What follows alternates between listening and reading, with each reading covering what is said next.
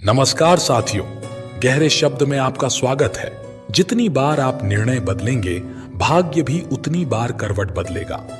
महाभारत युद्ध से पहले दुर्योधन ने श्री कृष्ण की नारायणी सेना चुनी और अर्जुन ने भगवान श्री कृष्ण को। प्रसंग उस समय का है जब भगवान श्री कृष्ण पांडवों की तरफ से शांति प्रस्ताव लेकर गए थे और उन्होंने पांडवों के लिए सिर्फ 5 गांव मांगे थे। तो शकुनी ने दुर्योधन से कहा कि कृष्ण दुर्योधन का पक्ष लेकर आए हैं, ये छलियां हैं, उनके लिए 5 गांव मांग रहे हैं और ये हमारे लिए सही नहीं रहेगा। दुर्योधन, जिसका नाम सुयोधन था, जो अपने कर्मों से दुर्योधन बना। दुर्योधन ने इस बात पर क्रोध जताया और अपने सैनिकों को आदेश दिया, कृष्ण को बंदी बना लो। तब श्री कृष्ण ने दुर्योधन को अपना विशाल रूप दिखाया था और उसे उसकी मृत्यु के दर्शन करवाए थे। वो नहीं जानता था कि कृष्ण को बंदी बनाना इतना आसान नहीं।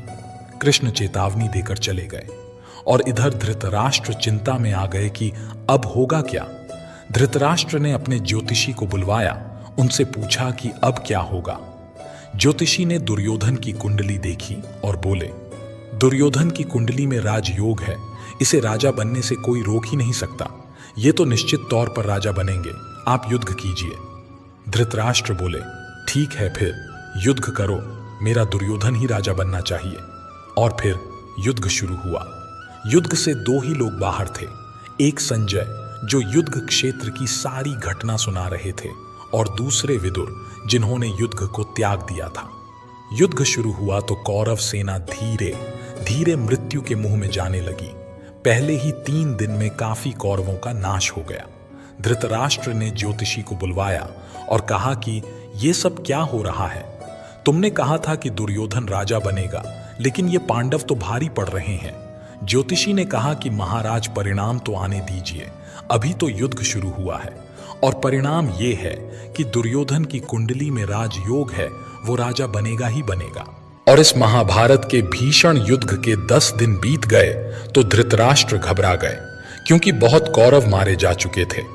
तो धृतराष्ट्र ने ज्योतिषी को फिर बुलवाया और पूछा कि ये क्या हो रहा है, परिणाम तो आ ही जाएगा, लेकिन ये हो क्या रहा है। तब ज्योतिषी ने कहा कि कोई है जो ग्रह नक्षत्रों की दिशाएं बदल रहा है, कोई है वहां जो समय और ग्रह नक्षत्रों से परे है, कोई तो है वहां। तो विदुर ने कहा, श्री कृष्ण हैं वहां, प्रभु हैं वहां। जहां कृष्ण होते हैं वहां सारे नक्षत्र, सारी दिशाएं उनके कहने पर चलती हैं। तो दोस्तों, कुंडली पर नहीं, अपने कृष्ण पर भरोसा रखें।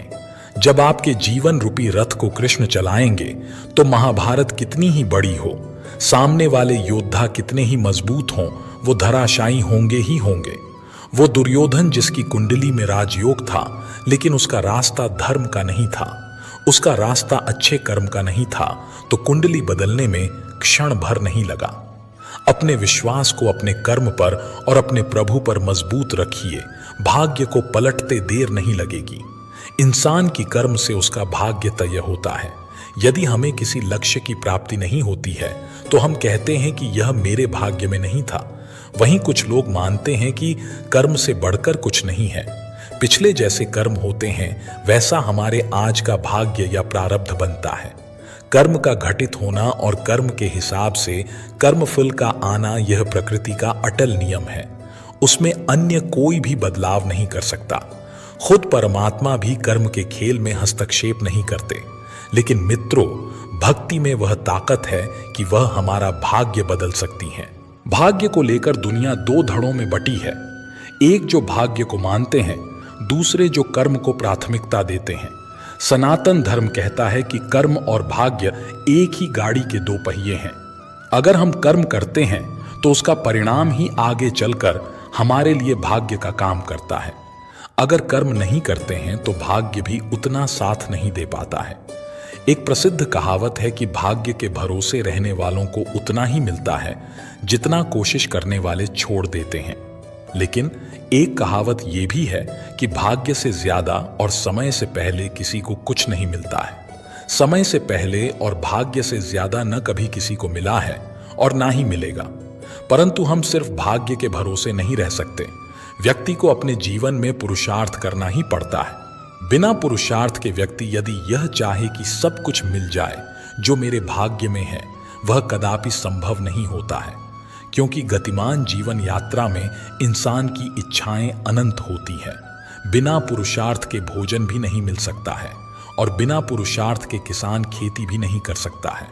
विचारों से भाग्य को एक दिशा जरूर मिलती है, लेकिन दशा क्या रहने वाली है वो आपके कार्य ही निश्चित करते हैं। अगर आपके विचार बहुत नेक है तो आप अपने भाग्य और मेहनत से जमा धन अच्छे कार्यों में निर्वाह करेंगे, अन्यथा व्यसनों में व्यर्थ कर देंगे तो आप अपनी सोच से भाग्य और कर्म को एक दिशा तो दे सकते हैं, लेकिन जो आपके भाग्य में लिखा है वो आपकी योग्यताओं का ही तो प्रतिफल है। अगर आपके भाग्य में व्यापारी बनना लिखा ही नहीं, इसका मतलब कदापि नहीं है कि आप व्यापार नहीं कर सकते। इसका अर्थ है कि आपके स्वभाव में सौदेबाजी नहीं लिखी है। आप व्यवहार आदि तो निभा सकते हैं, लेकिन एक बिजनेस के लिए जो स्वभाव और भाव चाहिए वो आप में नहीं है। सिर्फ विचार मात्र से आप अपने सामने रखा भोजन भी नहीं चख सकते। जो विचार प्राकृतिक रूप से उठ रहे हों वो आपके भाग्य और कर्म को बल देंगे, उन्हें दिशा भी प्रदान करेंगे, लेकिन दूसरों के दिखावे में कोई भी प्रयत्न व्यर्थ और नुकसानदायक ही होगा। अगर आप कुछ करना चाहते हैं जो लगभग असंभव सा लग रहा है, आपको लोग हतोत्साहित करते हैं कि आप वह नहीं कर पाएंगे, लेकिन आप मन बना लेते हैं कि आपको वह करना ही करना है और आप दिन रात उसी के बारे में सोचते हैं कि आपको वह करना है, लेकिन आपके मन में शंका के बीज उत्पन्न हो जाते हैं और आप सोचते हैं कि आप वह कार्य कर लेंगे, लेकिन शंका के कारण आप बस सोचते ही रह जाते हैं। क्या आपके सकारात्मक विचारों से आपका भाग्य बदल जाएगा? आप 100% भी सकारात्मक सोचते रहेंगे तब भी नहीं, क्योंकि आप प्रयास ही नहीं कर रहे हैं। इसलिए केवल विचारों से भाग्य नहीं बदलता।